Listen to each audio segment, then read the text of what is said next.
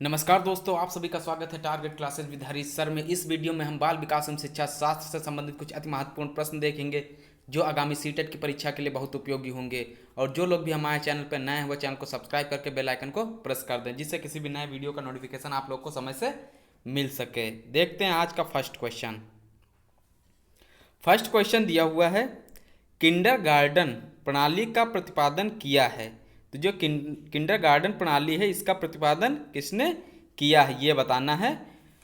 Armstrong, Montessori, risk या Froebel ने। तो इसका राइट आंसर कौन सा होगा? ये चार ऑप्शन दिए हुए हैं, तो इनमें से राइट आंसर कौन सा होगा? किंडरगार्टन प्रणाली जो है ये फ्रॉवेल के द्वारा दी गई है। इनसे रिलेटेड कुछ फैक्ट देख लेते हैं। किंडरगार्टन प्रणाली के जन्मदाता फ्रॉवेल माने जाते हैं। किंडरगार्टन का शाब्दिक अर्थ होता है बच्चों का बगीचा।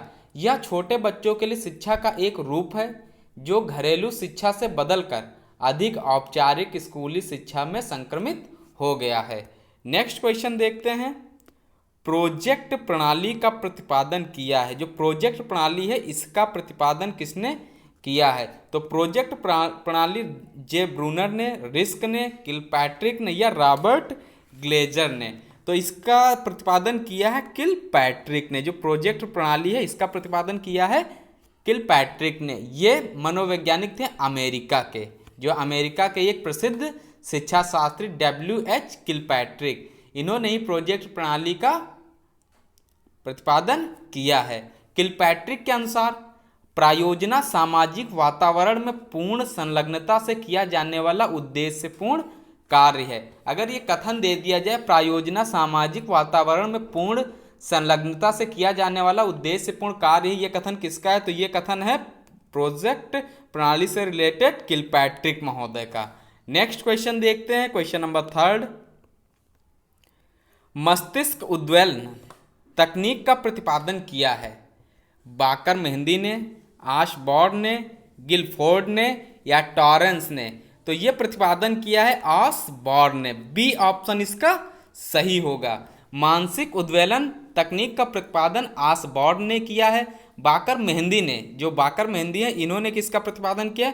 सृजनशील चिंतन परीक्षण। ये जो सृजनशील चिंतन परीक्षण होता है इसका प्रतिपादन किया बाकर मेहंदी ने, जबकि आशबॉर्न ने किया मस्तिष्क उद्वेलन का। और गिलफोर्ड व मैरीफील्ड ने सृजनशीलता परीक्षण तथा टॉरेंस ने सृजनशील चिंतन के परीक्षण का निर्माण किया है। तो ये एक बार डिटेल इसकी फिर से बता देते हैं। जो मानसिक उद्वेलन है इस तकनीक का प्रतिपादन किया है हमारे आशबॉर्न महोदय ने, और जो बाकर मेहंदी हैं इन्होंने किया है मानसिक उद्वेलन तकनीक का। ठीक है। नेक्स्ट है जो बाकर मेहंदी सृजनशील चिंतन परीक्षण से रिलेट करते हैं गिलफोर्ड व मैरीफोर्ड। जो गिलफोर्ड हैं इन्होंने किया है सृजनशीलता परीक्षण तथा टॉरेंस ने सृजनशील चिंतन के परीक्षण निर्माण किया है। नेक्स्ट क्वेश्चन देख लेते हैं। यदि एक विद्यार्थी प्रश्न पूछता है जिसका उत्तर आपके पास नहीं है तो आप क्या करेंगे? यानी कोई विद्यार्थी है अगर प्रश्न पूछता है उसका उत्तर आपके पास नहीं है तो आप क्या करेंगे? छात्र से कहेंगे कि उसका प्रश्न बेतुका है, टालने का प्रयास करेंगे, या प्रश्न का जवाब ढूंढने और अगले दिन उसे बताएंगे, या छात्र को अनावश्यक प्रश्न पूछने के लिए छिड़क देंगे यानी डांट देंगे। तो इसका राइट आंसर क्या होगा? यदि कोई प्रश्न आपसे प्रश्न पूछता है, यानी एक विद्यार्थी है जो प्रश्न पूछता है तो उसका उत्तर अगर आपके पास नहीं है तो आप क्या करेंगे? एक टीचर होने के नाते प्रश्न का जवाब ढूंढने और अगले दिन उसे बताएंगे। इसका राइट आंसर हो जाएगा सी ऑप्शन। नेक्स्ट क्वेश्चन देखते हैं, क्वेश्चन नंबर 5। आनुषंगिक अधिगम का अर्थ है घटनाओं से सीखना, अकस्मात या गैर इरादतन सीखना, कक्षा के बाहर सीखना या योजनाबद्ध अधिगम। तो ये क्या है? आनुषंगिक अधिगम क्या होता है? अकस्मात या गैर इरादतन सीखना। तो इसका अर्थ होता है अकस्मात या गैर इरादतन सीखना। इस प्रकार के अधिगम में प्राणी के उन व्यवहारों को रेखांकित किया जाता है जिसको सीखने के लिए कोई प्रयास नहीं करता, बल्कि ना चाहते हुए भी वह सीख जाता है। नेक्स्ट क्वेश्चन देखते हैं। घोड़े की तस्वीर एक है, यानी घोड़े की जो एक तस्वीर बनी होगी उस वह क्या प्रदर्शित करती? प्रतीकात्मक उद्दीपक, प्रत्यक्ष या यथार्थ उद्दीपक, संकेतात्मक उद्दीपक या उद्घोतक उद्दीपक। तो घोड़े की तस्वीर क्या प्रदर्शित करेगी? प्रतीकात्मक उद्दीपक। इसका राइट आंसर होगा ऑप्शन ए, यानी घोड़े की तस्वीर एक प्रतीकात्मक उद्दीपक है। मनोविज्ञान में इंद्रियों द्वारा अनुभूत किए जाने वाले योग्य वातावरणीय कारकों को उद्दीपक कहा जाता है। नेक्स्ट क्वेश्चन देख लेते हैं, क्वेश्चन नंबर 7। नकारात्मक पुनर्बलन को हटाने या दूर करने से किसी विशेष व्यवहार के घटित होने में कमी होती है, किसी विशेष व्यवहार के घटित होने में वृद्धि होती है, व्यवहार में कोई बदलाव नहीं होता है, या इनमें से कोई नहीं। जो नकारात्मक पुनर्बलन को हटाने या दूर करने से क्या होता है? किसी विशेष व्यवहार के घटित होने में वृद्धि होती है। जो नकारात्मक पुनर्बलन को हटाने या दूर करने से जो विशेष व्यवहार होता है उसके घटित होने में वृद्धि होती है। बी ऑप्शन राइट होगा। नेक्स्ट क्वेश्चन देखते हैं। बच्चों द्वारा गणितीय पहाड़ों का सीखा जाना किस अधिगम का एक उदाहरण है? युग्म साहचर्य अधिगम, धारणात्मक या प्रत्यय अधिगम, परंपरागत अनुबंध या क्रमबद्ध अधिगम। तो बच्चों द्वारा गणितीय पहाड़ों का सीखा जाना अधिगम किसका उदाहरण है? क्रमबद्ध अधिगम का। तो बच्चों द्वारा जो गणितीय पहाड़ा सीखा जाता है वो अधिगम के रिलेट करता है, क्रमबद्ध अधिगम से रिलेट करता है, ये उसका एक उदाहरण है। Next question.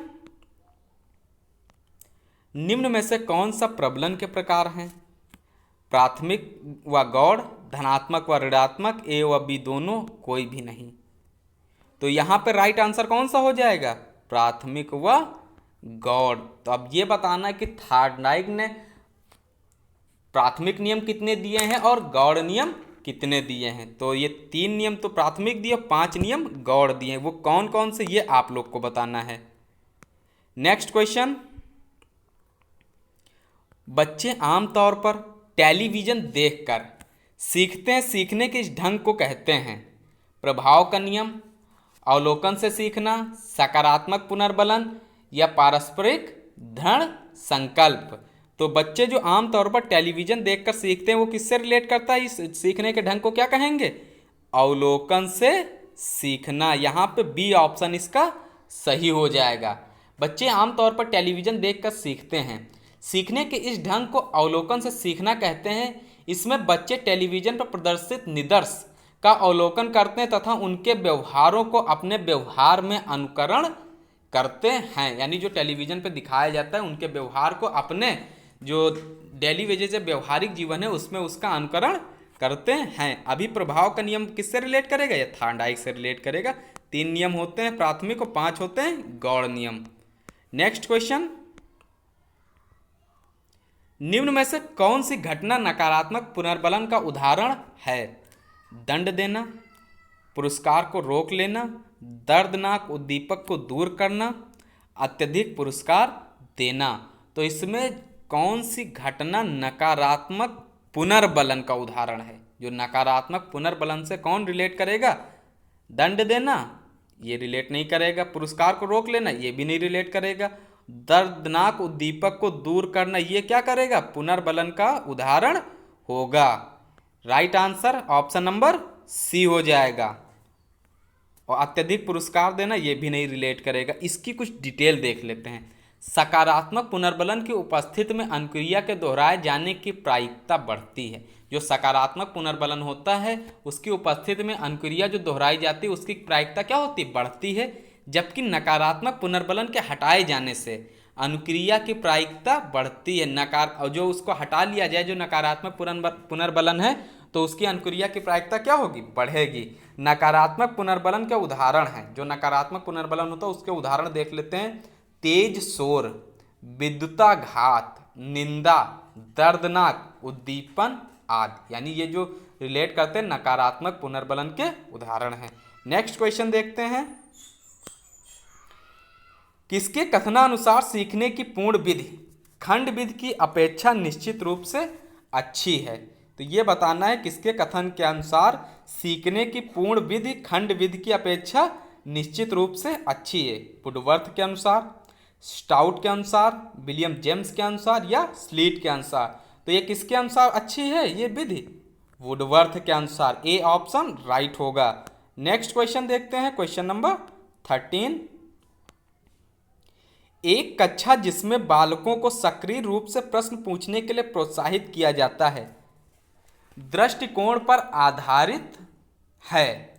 मनोविश्लेषणात्मक, समाजवाद, व्यवहारवाद या निर्मितवाद? तो ये किस पर आधारित है? निर्मितवाद पर। डी ऑप्शन यहाँ पे राइट हो जाएगा। यानी एक कक्षा जिसमें बालकों को सक्रिय रूप से प्रश्न पूछने के लिए प्रोत्साहित किया जाता है, यानी एक कक्षा है उसमें बच्चों को सक्रिय रूप से प्रश्न पूछने के लिए प्रोत्साहित किया जाता है, तो ये निर्मितवाद या निर्माणात्मक दृष्टिकोण को इंगित करता है। ये किसको इंगित करता है? निर्माणात्मक या निर्मितवाद दृष्टिकोण को प्रदर्शित करता है। यह दृष्टिकोण बालक के रचनात्मकता को बढ़ावा देता है। डी ऑप्शन यहाँ पे सही हो जाएगा। नेक्स्ट क्वेश्चन, बालक के लिए अध्यापक द्वारा दी गई प्रतिपुष्टि का ज्ञान है? पुनर्बलन, स्थानांतरण, कुंठा या प्रतिगमन? तो बालक के लिए अध्यापक द्वारा जो दी गई प्रतिपुष्टि का ज्ञान है, ये क्या कहलाएगा? ये कहलाएगा पुनर्बलन। ए ऑप्शन इसका सही होगा। यानी बालक के लिए अध्यापक द्वारा दी गई प्रतिपुष्टि का ज्ञान पुनर्बलन का कार्य करता है, क्योंकि बालक को जब अपने निष्पादन के परिणामों का ज्ञान हो जाता है तो वह उत्साहित होकर पूर्ण मनोयोग से कार्य करना प्रारंभ करता है। नेक्स्ट क्वेश्चन देखते हैं, क्वेश्चन नंबर 15 एंड आज का लास्ट क्वेश्चन। बच्चों को समूह में कार्य देना एक प्रभावी शिक्षण रणनीति है, क्योंकि छोटे समूह में कुछ बच्चों को दूसरे बच्चों पर हावी होने की अनुमति होती है। सीखने की प्रक्रिया में बच्चे एक दूसरे से सीखते हैं और परस्पर सहायता भी करते हैं। बच्चे अपना काम जल्दी करने में समर्थ होते हैं। इससे शिक्षक का काम कम हो जाता है। तो यहाँ पर राइट आंसर क्या हो जाएगा? ये बच्चों को समूह में कार्य करने के लिए देना, ये किस शिक्षण के रणनीति के अंतर्गत आएगा? सीखने की प्रक्रिया में बच्चे एक दूसरे से सीखते हैं और परस्पर सहायता भी करते हैं। इसका बी ऑप्शन सही हो जाएगा। बच्चों को समूह कार्य देना एक प्रभावी शिक्षण रणनीति है, क्योंकि अक्सर देखा जाता है कि समूह में सीखने की प्रक्रिया में बच्चे एक दूसरे से सीखते हैं और परस्पर सहायता भी करते हैं। जो समूह में सीखते हैं तो एक दूसरे की सहायता भी करते हैं। अब यहाँ पे देख लेते हैं वन लाइनर्स क्वेश्चन।